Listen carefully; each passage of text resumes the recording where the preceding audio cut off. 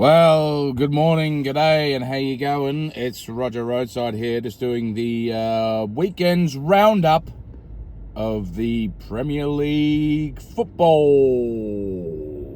Yeah, copyright. Right, so let's have a look at the results from this round of footy and see if there's any corkers in there. We'll start off with the Saturday schedule. We had Chelsea versus Everton. Chelsea 2, Everton 0. Good result there to Chelsea. They've sort of been up and down a little bit, Chelsea, haven't they?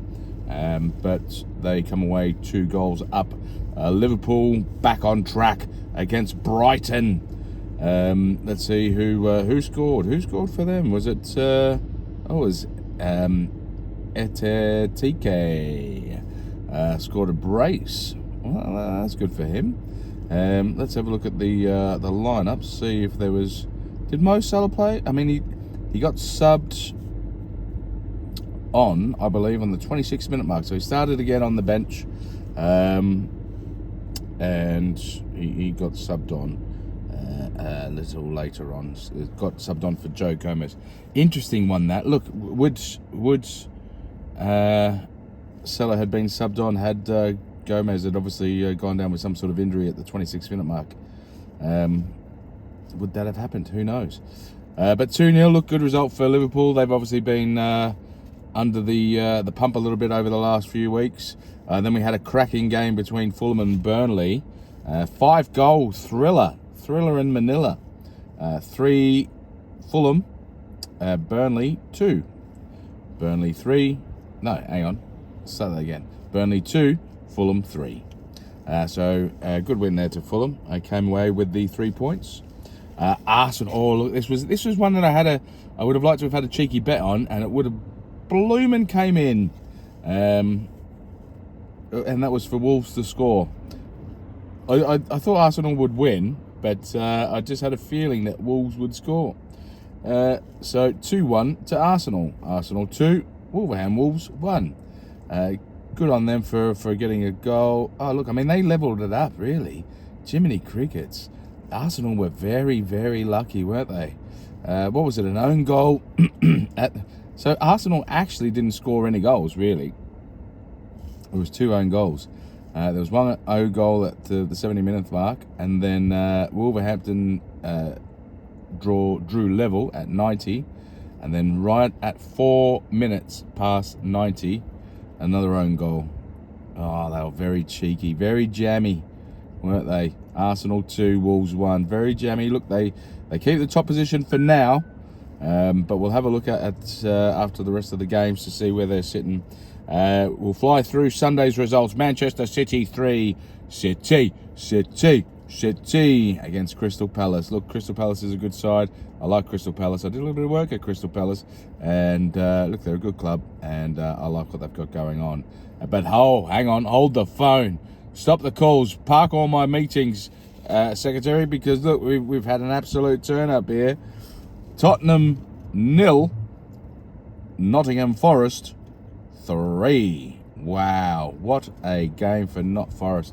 Again, they've been down in the dumps a little bit over the last few weeks, but to have a result like this against Tottenham, you know, again, we know that Tottenham isn't the fighting force that they were, you know, many years ago, under the Bale and under the Kane eras, but they're still a good side, and to beat them 3-0 when you're a side like Not Forest is a great result, and very unfortunate for Tottenham Hotspurs. I feel sorry sometimes for a lot of their fans, because it feels like it's such a roller coaster with them. Sometimes they play absolutely brilliantly and get some great results, and then sometimes they'll play like absolute poo. But that was that result, and then we had another turn up. We had the clash of the Geordies. We had Sunderland versus Newcastle United. Sunderland 1, Newcastle 0. Well, 0. You say 0. Sunderland, great result here for the local derby. Do you say derby or derby?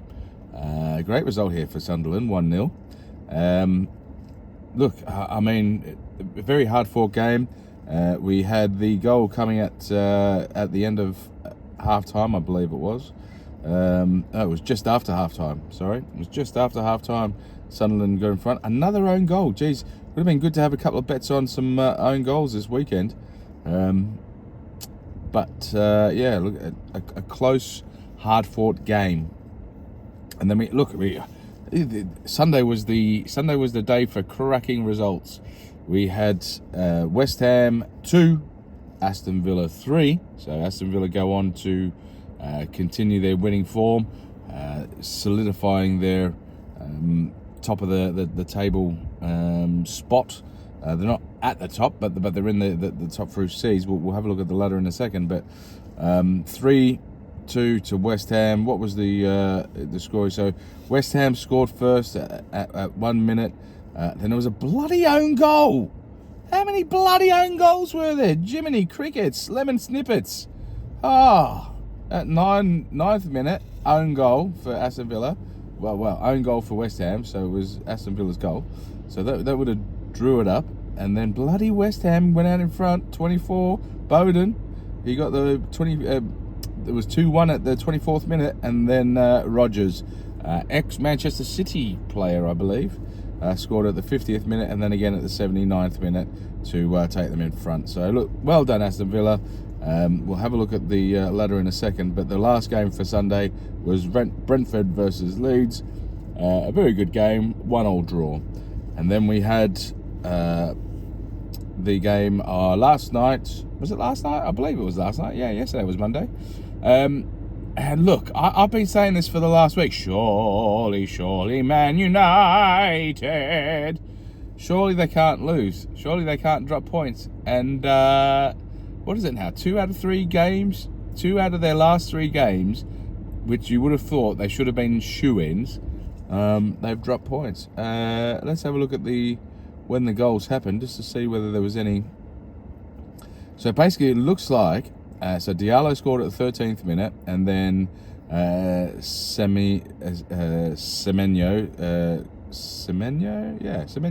scored at the 40th minute, so 1-1. And then Casemiro, that old chestnut, he's 47.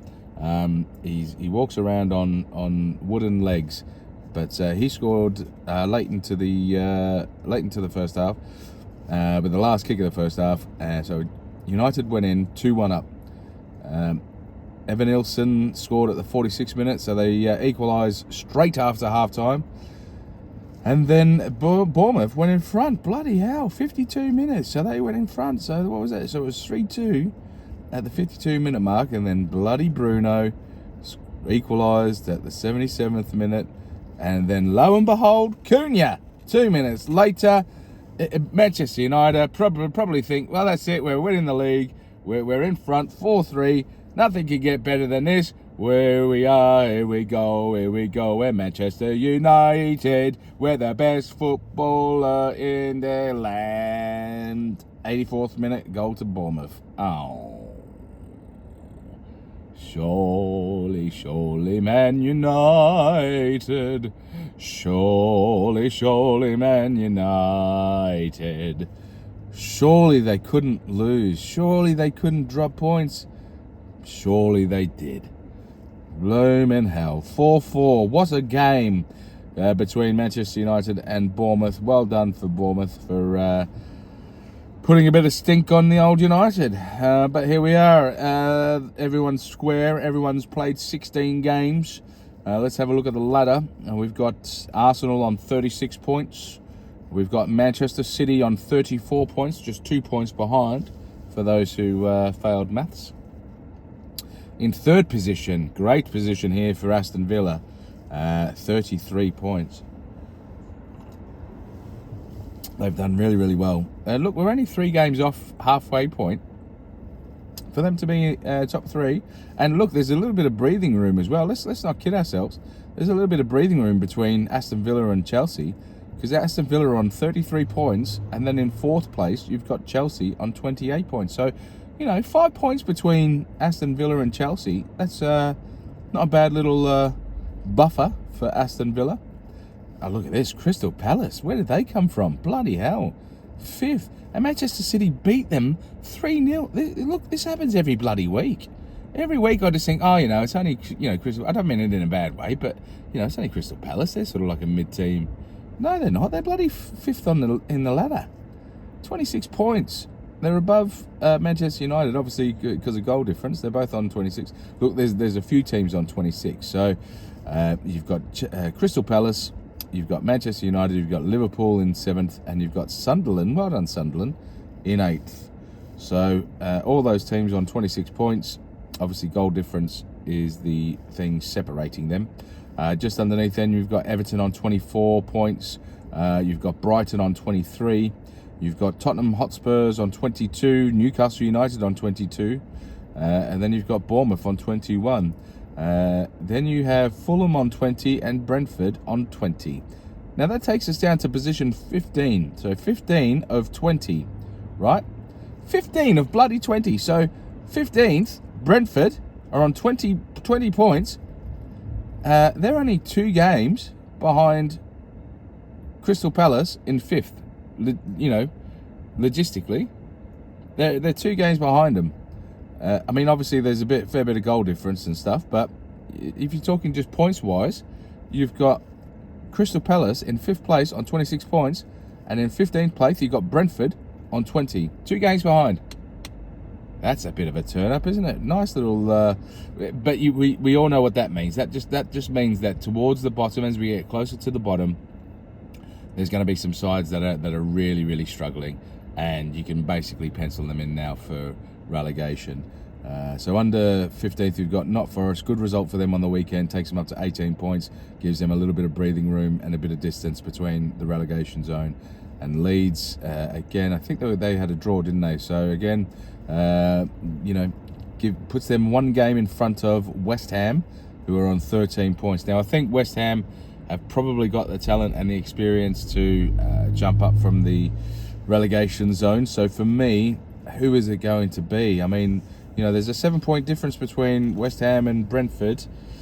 Oh, it's if you're a betting man, I mean, look, you'd have to go for Leeds or not. Well, I mean, there's only 2 options there, so I don't know why I was going to say or. If you're a betting man, I'd go for probably Leeds. I think Not Forest, had the season they had last year. Obviously, this year they've pooed it out, but I think they've probably got enough in the tank to get themselves safe, because I can't really, for the life of me, see West Ham going down. Imagine if West Ham went down. That would be scandalous. Big club like that. I know they've never really... there's been a couple of seasons where they've sort of threatened top 6, top 8 maybe. They've sort of been knocking on the door, but really, look, they've always needed a bit of an overhaul, and they've never really had it, have they? I mean, if you look at West Ham, who has really been a star for West? You had Antonio, who was, look, he was very solid, and he was a great. He gave a lot of energy. He was really versatile. You could play him in in a variety of positions, but really, was he? If you put Antonio against like Kane or Haaland or I don't know, bloody Ibrahimovic or Cavani or Giroud even, he's never really been at that sort of level. He's always put in a shift, and he's always been a great serviceman for the club, but look, they really needed to, over the last decade or so, really needed to put a lot of time and effort into the squad that they've got out there. I mean, let's have a look at their they've got who? Paqueta? Oh God. So, Bowden is their top goal scorer at the moment. I mean, he's 28. Bowden's a solid player. He's never really had any. Has there really ever been any transfer taste for him over the last decade? Probably not. And then underneath him, you've got Callum Wilson, 33-year-old striker who was very good in his day, but he's sort of a third choice striker these days. And then you've got Paqueta, who's just Paqueta. There was an instance where Manchester City were after Paqueta, and I'm sort of glad we didn't get him. 28-year-old Brazilian. He's had 14 matches for 3 goals. at the moment for this year. Very bad year. And then, you know, assists. You've got Diouf, Malik Diouf. He's suspended. 20-year-old. He's leading their assists. Jared Bowen again, and then Mateus Fernandez, 21-year-old. Look, I'd probably have to get them on FIFA just to have a look at their squad in more detail to see where they're. But I just don't know where their, you know, where their future lies. I think they really need a massive overhaul. If I have a look at their lineup from the weekend, so they had Areola in goals. Look, I always thought he was semi-decent, but look, he's semi-decent. That's the thing. He's semi-decent. They've not gone out and they've, you know, I would have thought they would have been better at going out for a Trafford or who's the kid that Arsenal had, the English kid. I can't remember his name, but he was in goal. You know, someone like that. You know, they got Wan-Bissaka as a right back. Mavropan, Taribo is supposedly pretty good as a centre back. Diouf as a left back. Magassa, Potts, Fernandez, Paqueta, Bowen, Somerville. I mean, look, it's just no one there that really lights any fires. I mean, at least if you look at Aston Villa, you know, Ollie Watkins. Okay, Ollie Watkins is probably coming towards the end of his